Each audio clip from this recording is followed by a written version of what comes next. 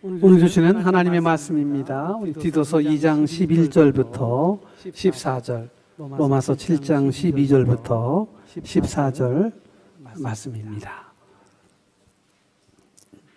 말씀을 받들어 봉독합니다. 모든 사람에게 구원을 주시는 하나님의 은혜가 나타나 우리를 양육하시되 경건하지 않은 것과 이 세상 정욕을 다 버리고 신중함과 의로움과 경건함으로 이 세상에 살고 복스러운 소망과 우리의 크신 하나님 구주 예수 그리스도의 영광이 나타나심을 기다리게 하셨으니 그가 우리를 대신하여 자신을 주심은 모든 불법에서 우리를 속량하시고 우리를 깨끗하게 하사 선한 일을 열심히 하는 자기 백성이 되게 하려 하심이라. 아멘. 로마서 7장 12절 말씀입니다.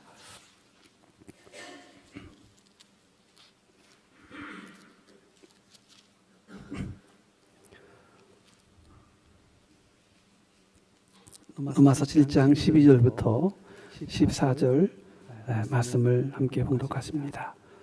이로보건대 율법은 거룩하고 계명도 거룩하고 의로우며 선하도다. 그런즉 선한 것이 내게 사망이 되었느냐? 그럴 수 없느니라. 오직 죄가 죄로 드러나기 위하여 선한 그것으로 말미암아 나를 죽게 만들었으니 이는 계명으로 말미암아 죄로 심히 죄되게 하려 함이라. 우리가 율법은 신령한 줄 알거니와 나는 육신에 속하여 죄 아래에 팔렸도다. 아멘. 네, 귀한 찬양 하나님이 받으신 줄로 믿습니다. 지난 시간에 이어서 하나님의 소유된 백성 그 두 번째 시간을 함께 말씀을 나누려고 합니다. 어떤 글을 본 적이 있습니다. 그 히말라야의 고산족들이 그 양을 매매하는 그런 풍습이 있는데요. 그 양을 매매하는 풍습이 굉장히 신선하고 특이합니다. 저들은 양을 매매할 때 우리와 같이 그 양의 크기나 무게에 따라 값을 매기지 않고 오히려 양의 성질을 따라서 값을 매기는 전통이 있다고 합니다. 말하자면 그 양이 얼마나 크냐, 무게가 얼마나 무겁게 나가느냐가 아니라 양의 성질이 어떠하느냐에 따라서 값이 올라가기도 하고 내려가기도 하더라 하는 것입니다. 그래서 내용을 보니까 양을 팔 사람과 또 양을 살 사람이 만나서 우리에서 양을 끌고 나오는데 아시는 바와 같이 그 히말라야는 보통 5,000m 정도의 고산지대가 많습니다. 뭐 이렇게 1,000m, 2,000m는 그냥 언덕이라고 하더라고요.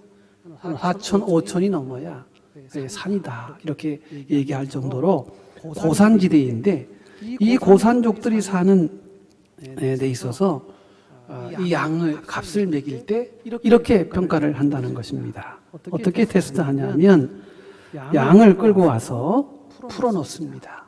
그러면 이 양이 가파른 언덕에 올라가서 풀을 뜯어먹는 양 같으면 값이 올라가고, 그러나 반대로 양이 올라가기를 포기하고 언덕 아랫배기로 골짜기 쪽으로 내려가는 양이면 아무리 튼튼하고 튼실해도 값을 많이 매기지 않는다는 것입니다.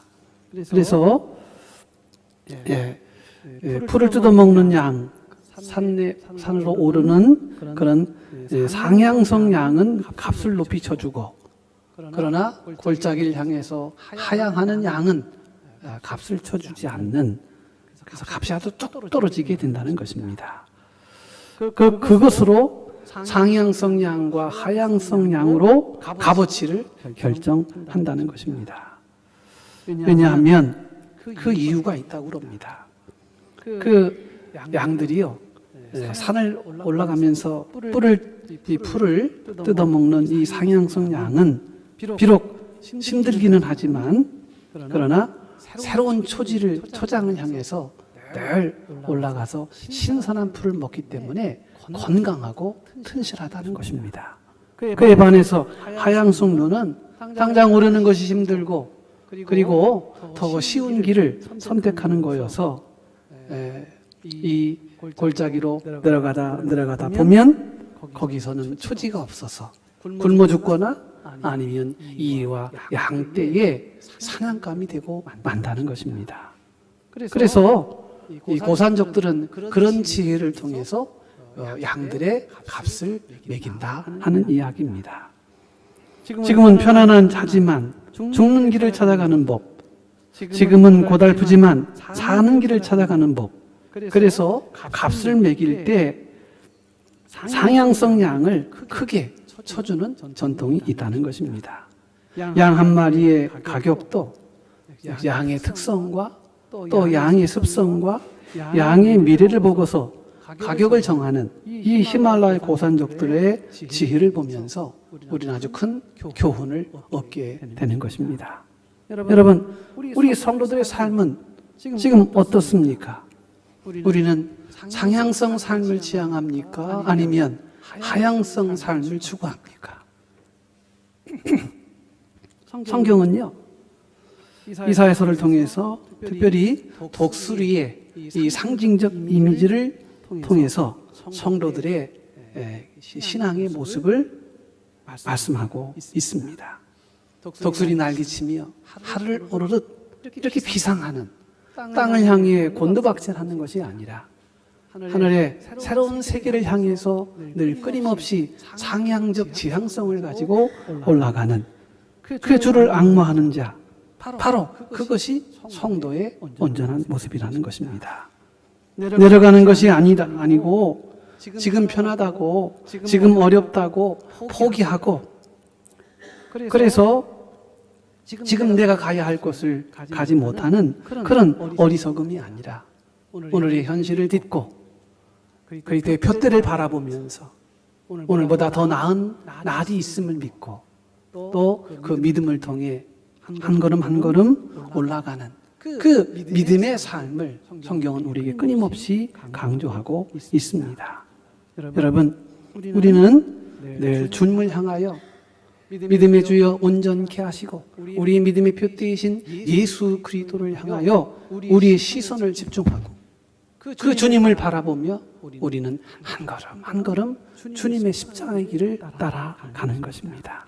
주님을 향하여 그리고 주님의 성품과 사역을 본받으려고 늘 그리스도의 장성한 분량에 이르는 영적 도약을 사모하며 앙모하는 삶으로 다름질쳐 나가는 그것이 바로 성도의 본분이요 성도의 정체성이라는 것입니다.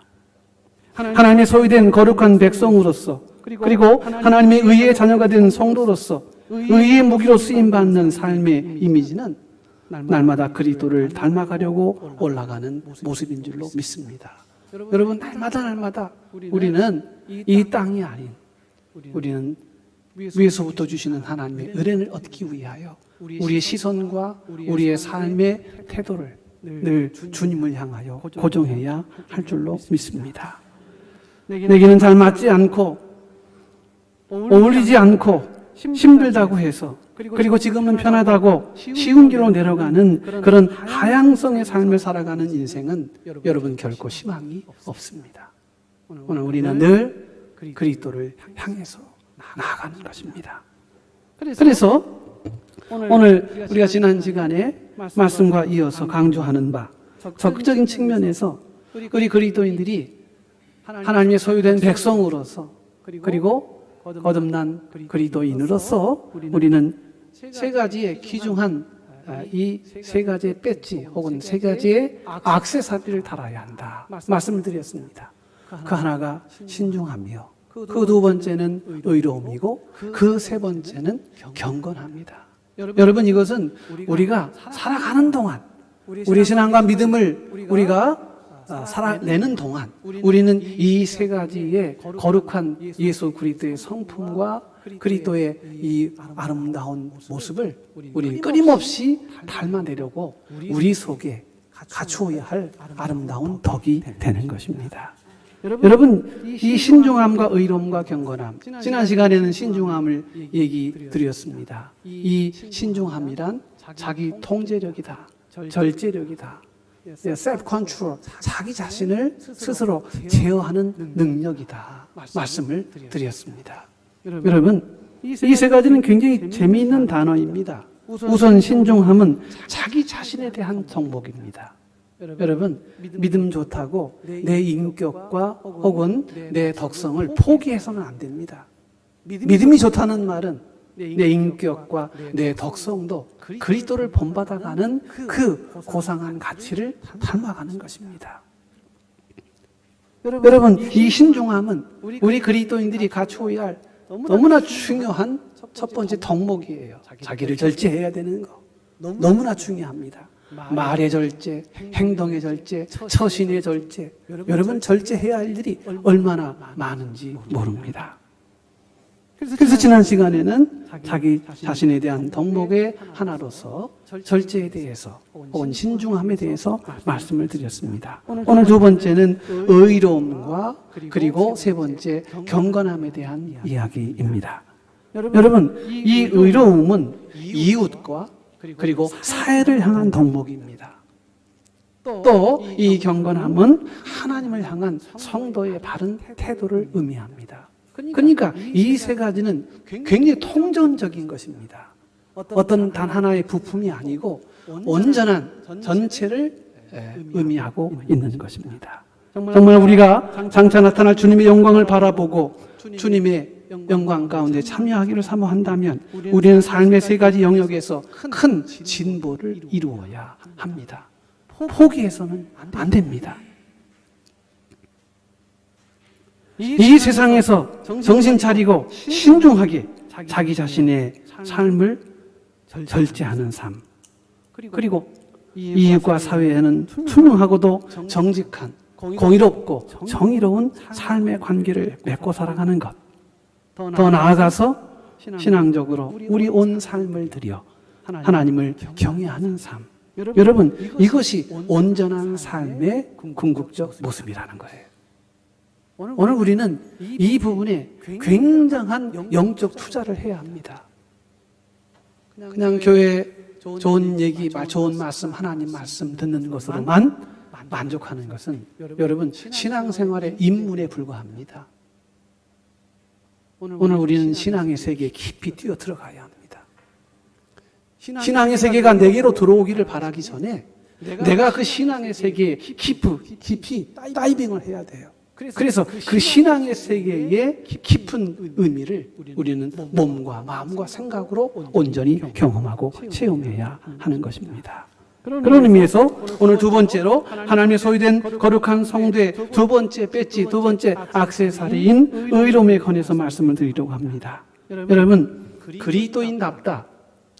저 양반 정말 그리스도인이야 라고 말할 수 있다면 그 두 번째 사인이 뭐냐 하면 의로움이라는 거예요. 저 사람 참 의로워. 불의하지 않아. 예를 들면 정직하지 못해. 저 사람 꼼수가 있어. 성실하지 못해. 여러분, 그런 이야기를 듣는다면 성도의 바른 평가가 아닙니다. 오히려 그리스도인답다는 것은 참으로 의롭다 하는 것을 인정받는 것입니다. 여기서 말하는 의로움이란 말은 헬라어로 디카이오스입니다. 이 디카이오스란 말은 옳다 이런 뜻이에요. 그래서 영어에서는 이것을 라이처스니스라고 그렇게 번역을 하고 있더라고요. 그런데 이 의라고 하는 데에는요, 여러분 분명한 이해가 필요합니다. 우리가 의로워져야 한다라고 했을 때 그 의의 개념이 우리가 생각하는 것 이상이라는 거예요. 여러분, 정의가 무엇일까요? 세상에서 말하는 정의. 그런데요, 세상에서 말하는 정의와 성경에서 말하는 이 정의가 약간의 차이가 있어요. 그런데 우리는 이 둘의 차이를 변별하지 않고 씁니다. 그래서 의롭다 하면 내가 옳아. 그래서 시작도 나고 끝도 나예요. 그런데 성경은 그 의를 하나님 말씀하시는 성경적 의, 이 디카이슈네의 의는요, 그런 의가 아닙니다. 제가 세상적 의와 그 기독교의 의가 어떻게 다를까 개념적으로 한번 연구를 좀 해봤어요. 그 해본 것 중에 하나가 여러분 너무나 잘 아시는 그 의에 대한 정의, 마이클 샌더슨이라고 하는 이 사회학자가 말하는 정의란 무엇이냐. 아마 읽어보신 분들이 있을 거예요. 공무원들은요, 이런 책도 꼭 읽게 하더라고요. 세상 돌아가는 거 알아야 된다고. 거기서 말하는 이 세상적인 의의 생각은 무엇이냐, 의의 개념은 무엇이냐, 뭐가 의가 되겠습니까? 세상이 말하는, 마이클 샌더슨이 말하는 세상적 의가 뭡니까? 세 가지로 나눠요. 하나는 공리주의적 접근입니다. 말하자면 최대 다수의 최대의 행복, 그것이 의라는 거예요. 많은 사람이 행복을 느끼는 것, 그것이 의다. 네, 맞지요? 모든 사람이 보편적으로 행복을 추구할 수 있고 행복을 누릴 수 있다면 그것은 의라. 그런데 문제는요, 많은 사람이라고 하는 것에 문제가 있어요. 왜냐하면 두 번째는 자유주의적인 그런 생각도 존중받아야 되기 때문입니다. 개인의 자유와 권리를 인정하지 않는 최대 다수의 최대 행복이라면 여러분 그것은 의라고 말할 수 없다는 거예요. 그래서 첫 번째는 최대 다수의 최대 행복이라고 하는 이 맨담의 공리주의 입장에서의 그 의를 먼저 충족시켜야 되고, 두 번째는 자유주의적인 접근입니다. 나는 내 개인의 인권이 있고 내 삶의 자유가 있어. 다른 많은 사람들로 나를 규제해서는 안 돼. 그래서 세상적 의는요, 갈등과 대립을 합니다. 많은 사람은 행복한 건데 그 많은 사람들의 행복 때문에 그 누군가의 소수가 불행하다면 그것은 의의가 될 수 없다는 거잖아요. 그래서 이 마이클 샌들은 하나를 더 이야기를 합니다. 그것은 공동선이라고 해서 말하자면 자유주의적인 그리고 최대 다수의 최대 행복의 의, 이것이 상충될 때 이것을 조절할 수 있는 하나의 공동선, 많은 행복한 가치를 우리 끊임없이 의논하고 살아야 한다. 이렇게 정의를 내리고 있습니다. 여러분, 이 말은 뭐냐 하면 세상적 정의, 세상적 의는 굉장히 한계를 가지고 있다는 것입니다. 그런데 비해서 팀 켈러라고 하는 목사님이 계셔요. 그분은 리드머 장로교의 설립자이고 영향력이 있는 신학자이고 변진가이고 그리고 책을 아주 많이 쓴 지필가이기도 한데요. 그분의 책 팀 켈러의 정의란 무엇인가 라는 책에 보면 철저히 성경적 관점에서 세상적 이 마이클 샌더스라고 하는 사람과의 정의를 다르게 말씀하고 있습니다. 여러분, 정의가 뭐냐? 성경적 의미에서의 정의는 하나님의 성품으로서의 정의라는 것입니다. 그래서 단순히 인간의 사회적 합의나 도덕적 규범, 그것이 많은 사람들에게 혹은 개인에게 주는 그러한 안정감이 의라고 한다면 성경은 그게 아니라는 거예요. 이 의는 하나님의 본질적 성품이라는 거예요. 하나님은 본질적으로 공의로우신 분이시며 불의를 미워하시고 정의를 사랑하시는 분이라는 것에 그 기초를 두고 있습니다. 그러므로 인간적 사회에서 정의를 추구하는 것은 단순히 좋은 일을 많이 하고 옳은 일을 많이 하는 것으로 그치는 게 아니라 그 의와 공의의 근본 대신 하나님의 성품을 반영하고 그분의 뜻을 이루는 것이 의라는 거예요.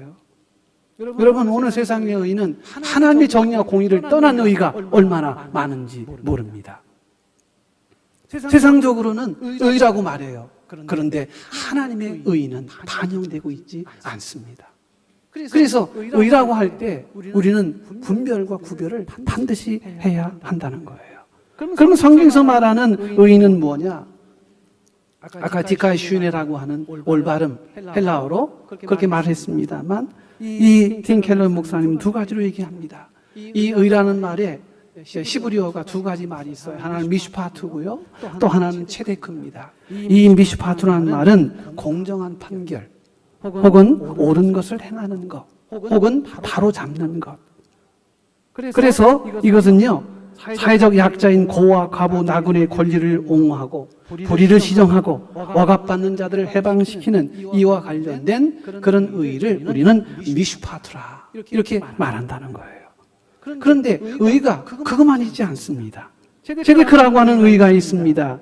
이것은 단순히 법적인 옳고 그름을 넘어서 하나님과의 올바른 관계, 그리고 이웃과의 올바른 관계 속에서 나타나는 사랑과 자비를 포함한 의의가 바로 차데크라는 거예요. 하나님의 의의는요, 이 두 가지를 같이 갖고 있다는 거예요. 하나는 사회적 정의, 또 하나는 하나님의 의. 이 두 가지를 우리는 합하여 우리는 성경에서 말하는 의라고 말한다는 것입니다. 여러분, 오늘 특별히 성경은 우리에게 말하고 있습니다. 신중함과 의로움과 경건함을 말하고 있습니다.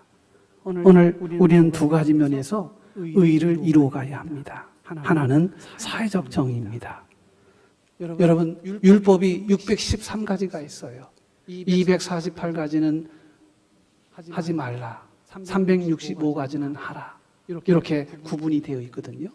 이 율법의 레위기가 말하는 율법의 613가지의 율법의 핵심 정신이 뭐냐 하면 억울하게 하지 마라. 그리고 가난한 자를 가난하게 하지 마라. 이게 율법의 핵심이에요, 사실은. 그 말은 의의를 이 땅에 시현하라는 것입니다. 성경이 말하는 의의는 바로 이것을 포함하고 있습니다. 사회적 약자, 고아, 과부, 나그네, 가난한 자들에 대해서 여러분 성경은 끊임없이 하나님의 귀한 그런 명령을 받고 있는 것입니다. 약자를 돌보고 보호하는 것이 의라는 거예요. 특별히 공정한 재판입니다. 여러분, 재판에서 누가 승리하는지 아십니까? 오늘 우리 시대의 재판은요, 그 기울기가 너무 심하게 훼손됐습니다. 옳고 그름이 중요한 게 아니고요, 돈이 중요합니다. 먹고 그런 것은 아니겠지요. 그러나 보니 그런 얘기들이 많더군요. 수입료를 얼마나 많이 내느냐에 따라서 형량이 달라집니다. 얼마나 권세가 있느냐에 따라서 형량이 달라집니다. 사회적 정의가 증발됐다는 것이죠. 성경 말합니다. 재판에서 가난한 자나 힘없는 자의 편을 들어주지 않더라도 그들의 권리를 억압하거나 부당하지 않게 판결해야 된다. 여러분, 이게 바로 사회적 정의라는 거예요. 이게 출애굽기 23장 6절, 신명기 16장 19절. 여러분, 성경에는요, 이 사회적 정의에 대해서 굉장히 강조를 많이 합니다. 두 번째로는 연약한 노동자와 노예를 착취하지 않는 것입니다.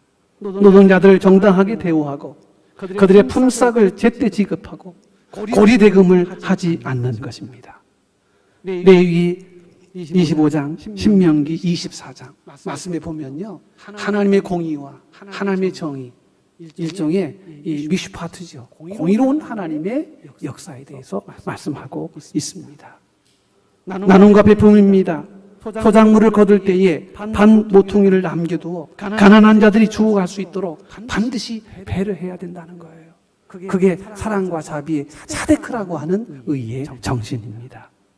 안식년과 신년 제도를 통해서 사회적 약자들이 경제적으로 회복할 수 있는 기회를 주고요, 절망과 탄식으로부터 새로운 삶으로 리셋하게 하는 그런 은혜를 제공해 주는 것입니다.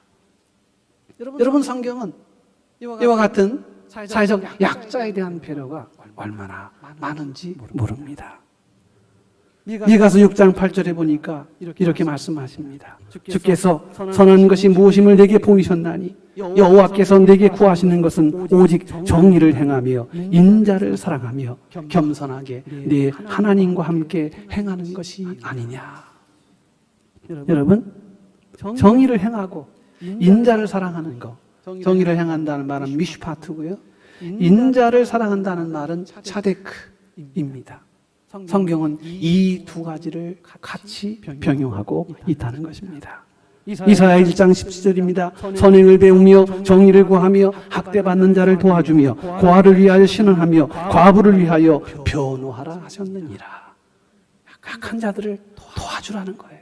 이것이 여러분 사회적 정의, 사회적 약자에 대한 그리스도적인 그런 정의의 내용입니다. 그렇습니다. 사랑하는 성도 여러분, 오늘 우리 그리스도인들은요, 의로운 삶의 반열에 함께 복무해야 합니다. 그리스도인들이 악한 일에 연합하거나 악한 일에 동력을 제공하거나 악한 일에 부역하는 자들이 되어서는 결코 되지 않습니다. 성경은 정의로운 삶은 이와 같이 사회적 정의와 함께 맞물려 가야 한다는 것입니다. 이런 우스개 유무가 있잖아요. 어느 집에 불이 났어요. 불이 치솟아서 그냥 그 집이 다 타버려서 무너질 지경입니다. 더군다나 바람이 강하게 불어서 금세 이 불이 옆집으로 옮겨 붙을 상황입니다. 그래서 소방관이 지금 막 출동을 했어요. 자, 그러면 어느 집부터 물을 뿌려야 할까요? 여러분, 소방관은 어느 집부터 불을 끌까요? 이게 문제예요. 어느 집부터 불을 끄죠?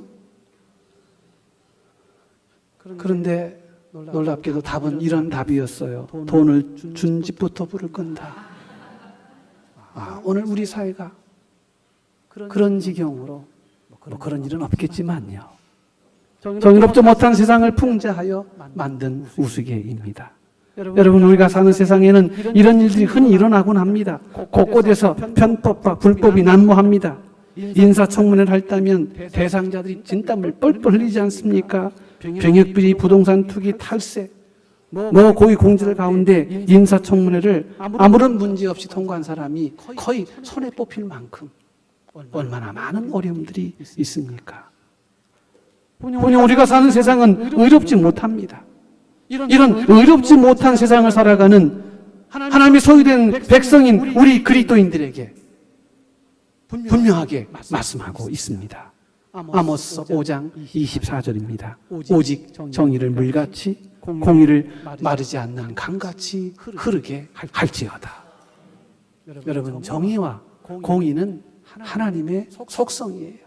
하나님의 성품이에요. 하나님은요, 죄를 제일 싫어해요.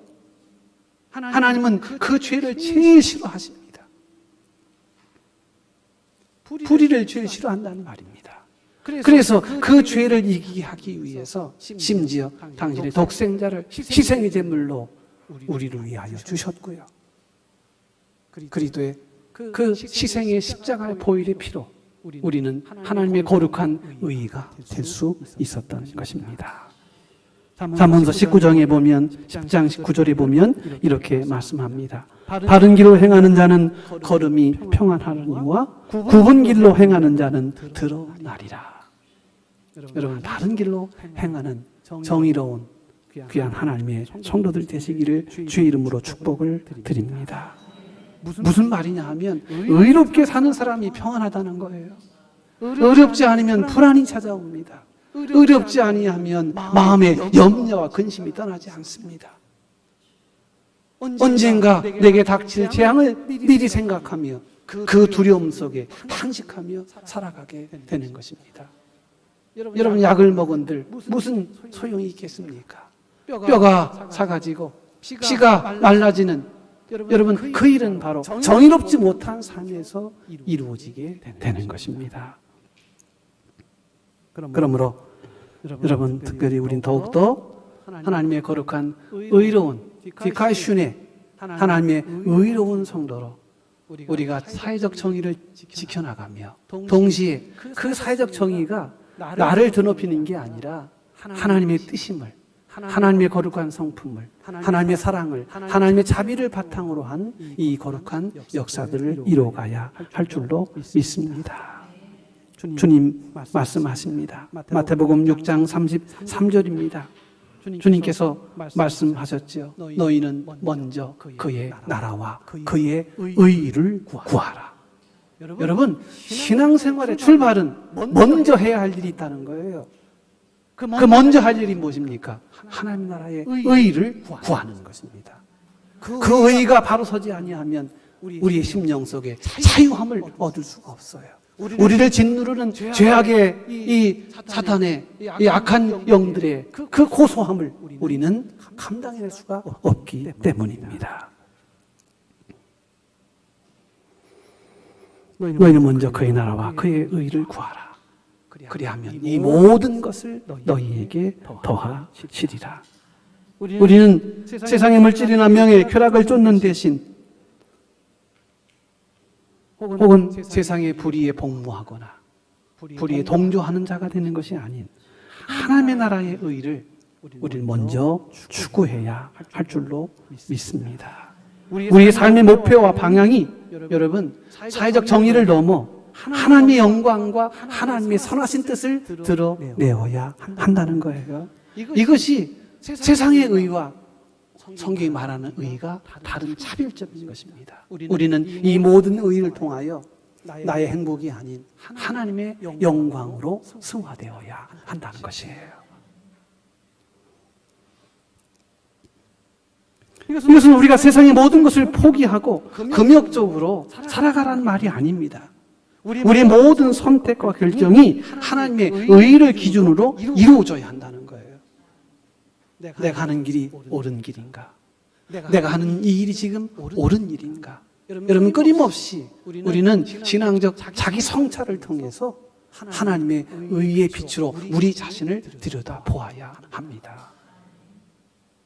이런 내재적 접근을 하지 않으면요, 우리 신앙인들이 껍데기만 무늬만 그리도인이 되고 마는 것입니다. 주님께서 말씀하셨어요. 마태복음 5장 6절이죠. 의에 줄이고 목마른 자에게 복이 있나니 그들이 배부를 것이다.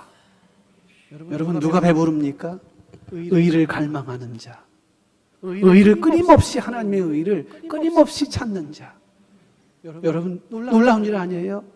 여러분 하나님을 찾으세요. 그러면 배부름이 옵니다. 하나님을 부르세요. 그러면 우리의 영적 메마름이 해결해집니다. 세상이 줄 수 없는 참된 만족과 평안함이 여러분 의를 찾는 자에게 임하게 되는 것입니다. 한 번의 선택을 잘못해서 영원한 죄악의 세계로 끊임없이 추락하는 그 인생의 삶이 행복할 수 있겠습니까? 돈이 많은들, 건강한들, 세상이 자기 손에 다 쥐고 있는 명예와 권세가 있은들 그 마음속에 평안함이 없다면 여러분 얼마나 불행한 인생이냐 하는 것입니다.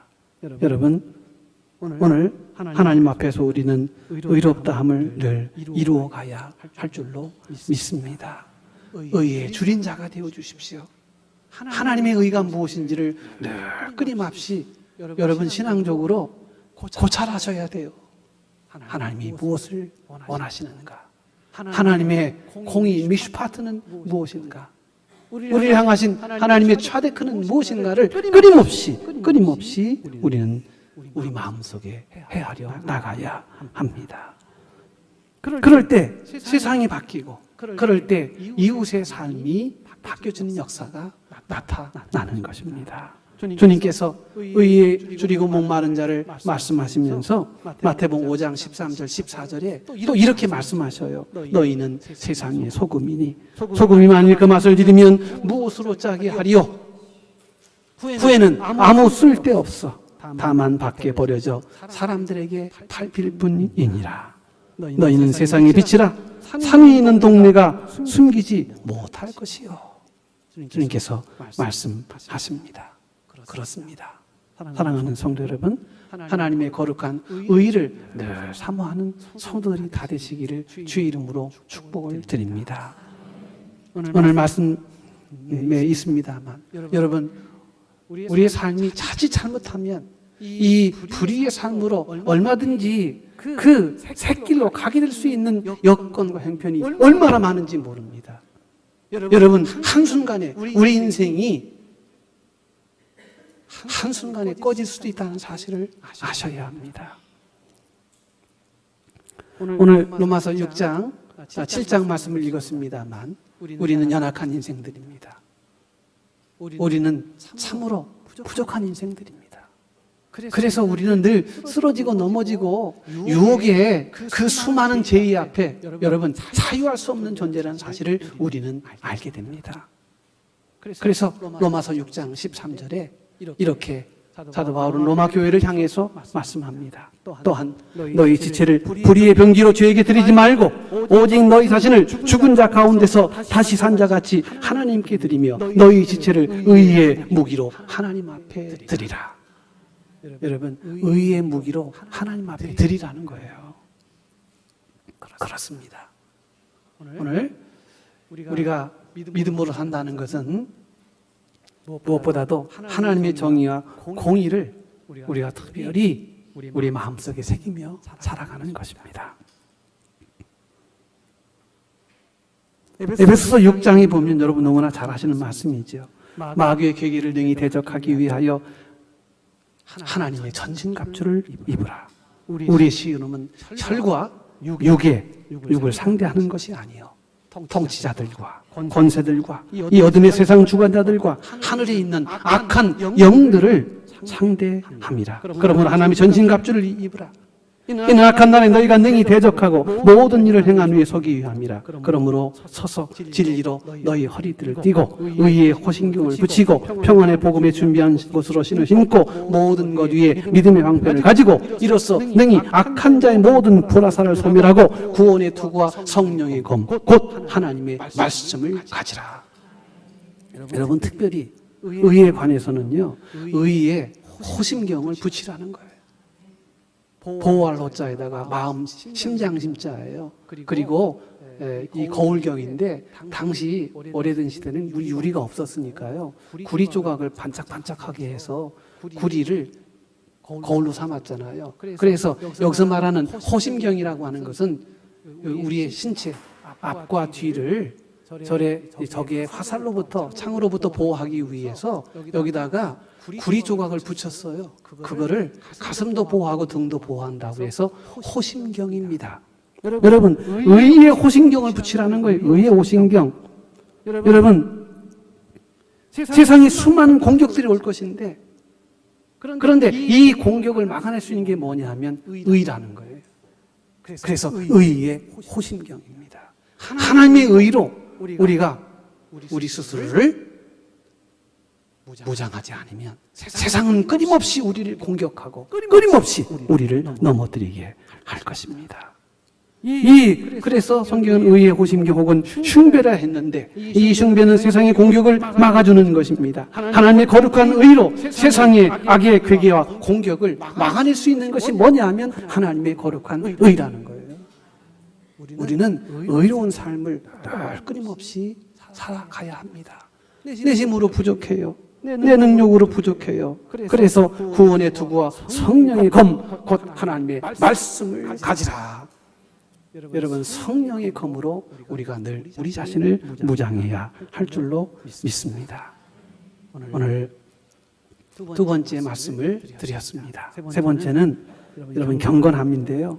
경건함은 유세베우스 하나님을 향한 경외하고 사랑하는 그리고 하나님의 말씀과 뜻에 순종하는 삶 그것을 경건 유세베우스라고 그래요. 경건은 다른 게 아닙니다. 옷 잘 입고 제대로 치장하고 향수 뿌리고 여러분 그게 경건입니까? 성경책을 이렇게 이렇게 들지 않고 이렇게 들면 이게 경건입니까? 경건은 태도가 아니에요. 그런 모양이 아니란 말입니다. 경건이란 말은 하나님을 경외하고 하나님을 사랑하고 그분의 뜻에 순종하는 삶. 여러분 이것이 경건이에요. 여러분 경건한 성도가 되시기를 주의 이름으로 축복을 드립니다. 여러분 경건하지 않는 삶은 하나님을 무시하거나 그분의 존재를 부인하며 사는 삶입니다. 하나님의 소유된 백성들은 하나님은 우리의 창조주이자 구원자이자 우리의 역사를 이끌어 가시는 역사의 주관자이자 오늘 우리의 삶을 인정하시는 하나님이심을 고백하는 거예요. 이게 경건이에요. 여러분 경건한 성도가 되시기를 원합니다. 오늘 세상은 무신론이 판을 치고 있습니다. 하나님 없이도 산다는 거예요. 아니 오히려 하나님을 유폐시키고 하나님을 쫓아냅니다. 그리고 거기에 인간의 의와 인간의 자유가 하나님의 보좌를 지금 움주고 있습니다. 경건함이란 하나님의 존재를 부인하는 거예요. 하나님이 없다 하는 자가 여러분 경건하지 않은 자입니다. 오늘 거리대인이 악한 짐승이라고 불렸던 것은 억지되지 않은 난폭한 행동과 더불어 하나님의 존재를 무시했습니다. 하나님이 어디 있어? 세상에 하나님이 어디 있어? 내 주먹무기를 믿지 내가 왜 하나님을 믿어? 그런 사람들이 거리대인이었다는 거예요. 여러분 이런 세상 속에서 하나님의 공의와 하나님의 정의가 이루어져야 할 역사를 우리는 느끼게 되는 것입니다. 사랑하는 성도 여러분, 이런 세상 속에서 우리가 어떻게 경건함을 지켜갈 수 있을까요? 첫 번째는 하나님의 중심의 삶을 살아야 합니다. 모든 삶의 최우선순위에 하나님을 두십시오. 매일 말씀과 기도로 하나님과 교제하고 그분의 뜻을 구하며 우리의 모든 생각과 행동이 하나님을 기쁘시게 하는 방향으로 나아가도록 우린 끊임없이 영적 투쟁을 해 가야 합니다. 예배를 통하여 경건을 이루어가야 합니다. 여러분, 예배는 우리의 경건을 유지하고 성장시키는 가장 최상의 길입니다.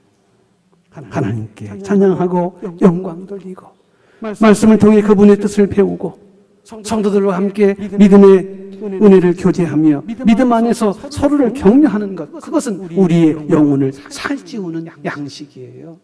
여러분, 이 아름다운 예배의 경건을 통해서 우리는 하나님의 영광을 체험하게 되는 것입니다. 일상생활 속에서 경건하시기 바랍니다. 단지 예배당 안에서만 경건하다면 여러분 그것은 반쪽입니다. 예배당에서 예배 드리는 거야 당연하지요.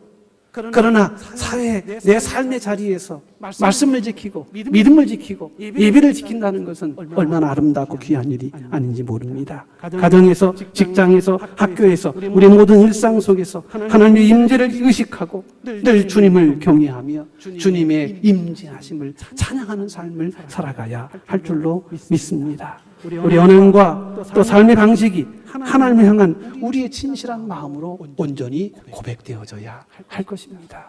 이제 말씀을 마칩니다. 부지런히 왔네요. 예. 우리가 하나님 소유된 백성으로서 거듭난 하나님의 자녀로서 우리가 갖춰야 할 세 가지. 그 하나는 신중하며 그 하나는 의로움이요 그 하나는 경건함이라. 여러분, 이 세 가지가 오늘 우리의 영혼을 살리는 가장 중요한 역사를 이루어가는 것입니다. 이런 말씀처럼 여러분 더욱더 주님의 은혜를 통해서 이 귀한 일들을 이루어 가시고 주님의 보호하심으로 승리하시는 저와 여러분 되시기를 주의 이름으로 축복합니다. 하나님 감사합니다. 오늘 주님 앞에 또 말씀으로 하루를 시작합니다. 귀한 예배를 통하여 우리에게 말씀을 주셨으니 무엇보다도 하나님의 소유된 백성으로서 신중함과 의로움과 경건함으로 주님이 오시는 그날까지 하나님 앞에 영광을 돌리는 우리의 성도의 삶이 되게 하옵소서. 세상에 손가락질 당하는, 세상에 부끄러움을 당하는 성도가 아니라 세상을 비추고 세상을 새롭게 갱신하고 세상의 역사를 새롭게 열어가는 주님의 놀라운 능력의 도구로 다 살아가게 하옵소서. 예수님의 이름으로 기도 올리옵나이다. 아멘.